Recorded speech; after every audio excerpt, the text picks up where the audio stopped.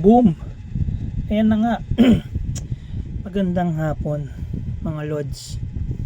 Anim yan, nakikita nyo, anim na darts yan, no?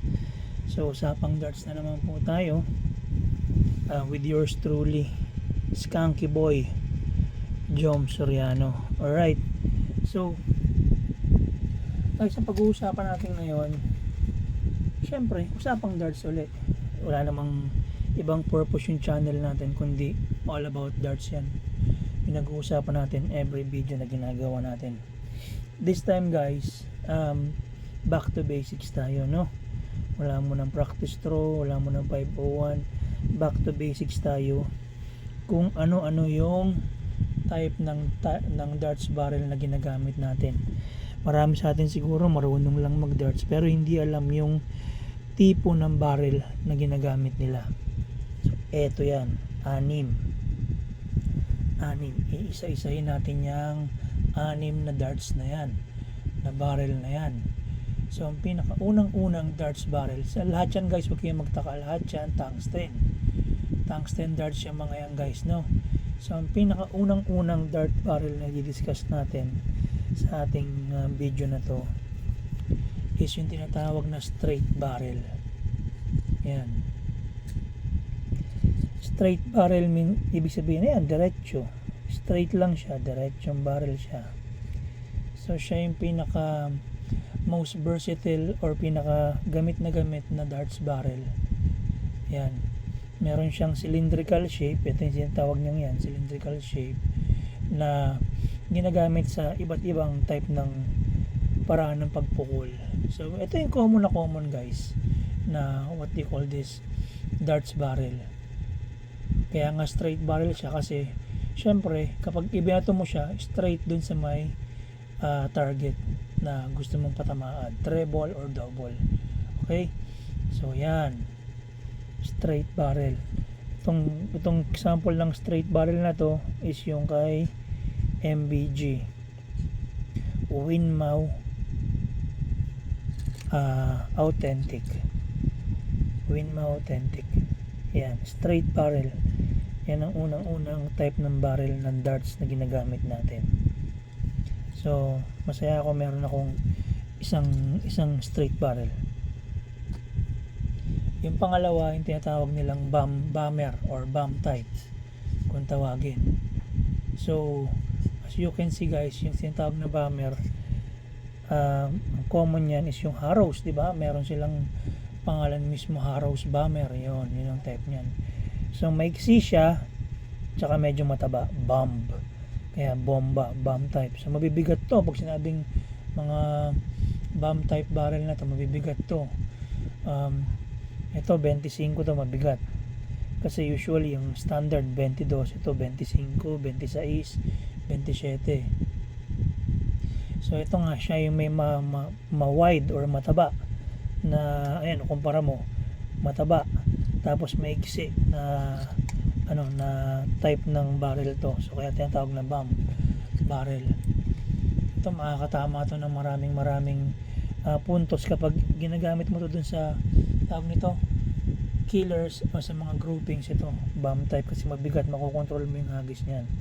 So itong bomb type na darts ko is 90s model. Isa sa unang mga darts ko to. Ito yung tinatawag na Harrows Assassin bomb type. 25 siya guys, 25. Yan yung ating pangalawang type ng darts. Yung pangatlo is yung tinatawag na torpedo barrel. Torpedo. Kung sinabing torpedo, alam niyo ba yung torpedo? Yung torpedo na ginagamit sa submarine. Ayan yung mga yon, torpedo shape siya guys. Ayan o. Yan, pag ganyan. So medyo mataba rito sa taas, tapos pag ganun. Yan, torpedo type siya. Torpedo barrel. Hindi siya yung tinatawag na Harrows torpedo kasi yung Harrows torpedo straight barrel yung guys. Straight barrel yun. Kaya lang pinangalan lang na torpedo. Ganyan lang torpedo type na barrel. Yan. Ganyan siya. Medyo mataba dito. Tapos pag ganyan. Pwede rin siyang kinukonsider na front load. Parang yung kay Nathan Aspinall. Ganon. Pero ito yung sa akin, 180 chameleon zircon siya guys. Zircon. So recap muna, meron tayong tatlo: straight barrel, bomb type, torpedo type. Okay, magkakaiba yan. Windmow, Harrows at saka 180.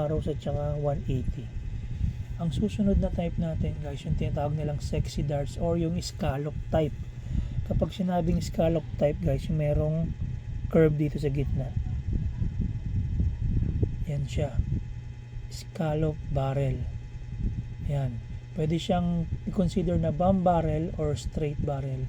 Kaya lang yung scallop barrel, ito yung may griping. Yan nga, yan, more sa grip siya.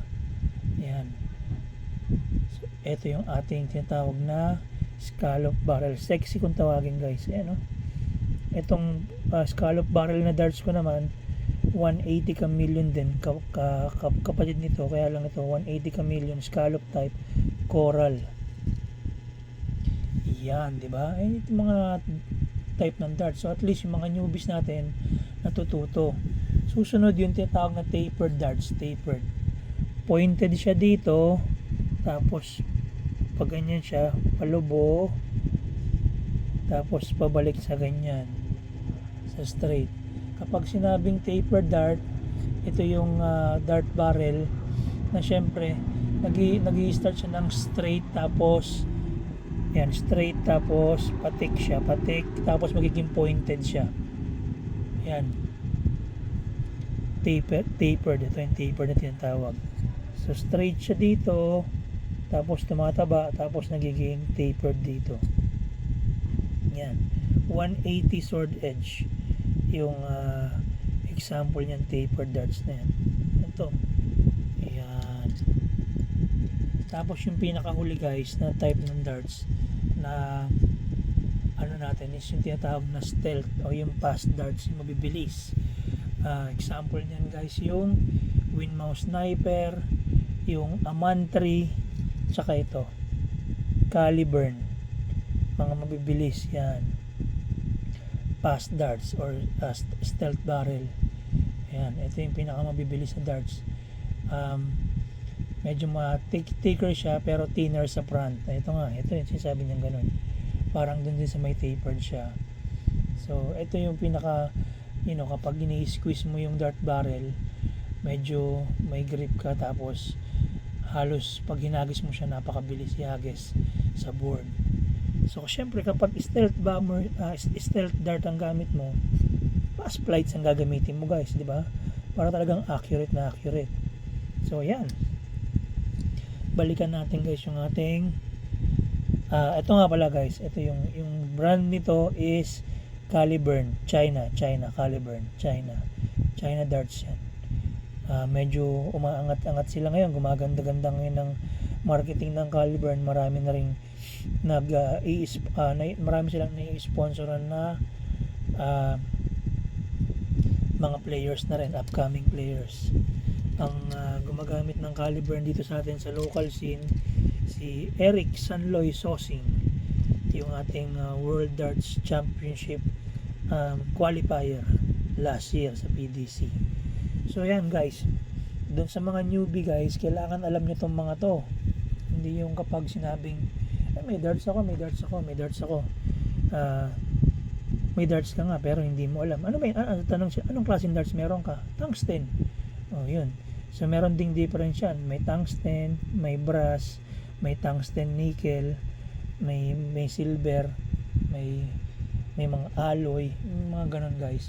Tapos meron ding tinatawag na steel tip. Ang ibig sabihin ng steel tip, itong mga to, steel tip yan. Kapag sinabing soft tip, ayun yung diroscas na napapalitan ng plastic na tip. Usually gamit yun sa electronic darts. Yan, sa Japan. Sa Japan, yan may announcer, may tawag nito, built-in voice command na nag-i-score sa darts nyo, sa laro ninyo. So again guys, quick recap tayo, no, dun sa mga newbies natin. Meron tayong 6 type ng darts barrel na ginagamit natin. Nang una, straight barrel. Yan, as you can see. Teka lang, may puti. Nalagyan siguro ng dumi. meron tayong straight barrel na ginagamit guys. So one is straight barrel, isa sa mga type barrels na ginagamit sa dart natin. Pangalawa is yung bomb type, ayan, yung mataba, bomber kung tawagin, layman's term ng dart. Pangatlo is yung torpedo type, ayan, torpedo shape siya, ayan. Pang-apat is yung scallop or yung sexy darts, may kurba rito, ayan. Panlima yung tapered darts, ayan, straight, pataba, tapos pa point, ayan, tapered. At yung panghuli natin yung stealth o yung fast darts, ayan, assassin ang pinakamagandang model nito ng stealth darts. So yun, meron tayong 6 na type ng dart barrels na ginagamit. Dun sa mga newbie natin, at least guys, pag napanood nyo yung video na to, tinanong kayo kung anong klaseng dart yung gamit ninyo, may sasagot kayo. Hindi yung, ay hindi, gamit ko Harrows. Harrows ka ng Harrows, yung pala yung gamit mo Winmau, yung brand, di ba? So mali na kagad. So at least kung mapanood mo tong video na to, malalaman mo kung anong klaseng darts yung gamit mo. Ay hindi, tungsten yung gamit kong darts. So tungsten, karamihan naman ng darts barrel is tungsten made. So depende na lang kung brush yung gamit mo, di ba? So ayan yung 6 na type ng dart barrels na ginagamit natin sa paglalaro ng darts. Kung meron man ako nakalimutan guys, o meron siguro yung maliit. Yung maliit kasi, yung tinatawag nilang dam-dam, considered na yun as bomber type yun eh. Yung rifleman, yung di ba, yung rifleman ng 180, dam-dam yun. Yung Harrows Alien, dam-dam darts yun, maliliit sila, yung maliliit na barrels matataba. Ayun yung mga dam-dam darts. So ayan, sinasabi nilang pencil type, parang ngayon na rin yung tinatawag nating straight barrel. Kaya lang sinabing pencil type kasi para siyang lapis dito, patulis. Ayun sinasabi nilang pencil type. So ayun guys, at least meron na kayong idea kung anong klaseng darts ang ginagamit nyo, para kapag tinanong kayo ng mga eksperto ng magagaling sa darts, hindi kayo magmumukhang ignorante, diba? May sasagot kayo, diba? So ayan guys, ayan yung iba't ibang klase ng dart barrels ngayong araw na to sa ating usapang darts. So hopefully yung mga newbies natin natuto kung anong klaseng darts yung ginagamit nila, at the same time para na rin meron kayong kaalaman, di ba? Hindi tayo yung mahagis lang tayo pero wala pala tayong alam sa barrel na ginagamit natin. So yun guys, may request lang ako, dumadami na tayo, no? Nasa 112 na yata yung subscribers natin. I know hindi ganun kabilis, pero syempre tiyaga lang yan. Kapag napanood nyo tong darts video natin na to, palike and subscribe na lang po sa YouTube channel natin. Dun sa mga nakakapanood nito sa mga darts group na pinag-sharean ko ng video na to, palike na lang po nung ating YouTube channel guys. Sa mayon na naman, kapag kinlik mo naman yung link niyan, makikita mo naman dun yung link ng YouTube channel, subscribe naman po. Ayan, so tapos na po yung ating usapang darts. Again guys, invite namin kayo February 12, fundraising event, Sampaloc Street sa Comembo, sa Taguig, kay Kuya Buddy, Darts for a Cause yan, kay Kuya Buddy Mesias. Okay, kita-kita tayo dun guys. Hopefully maraming boards yung may set up para lahat ma-accommodate. So again, tapos na po yung ating usapang darts guys. Si Jom Soriano po ito, and maraming salamat po sa continuous na pagsuporta sa channel, sa panonood ng ating video. Peace out po.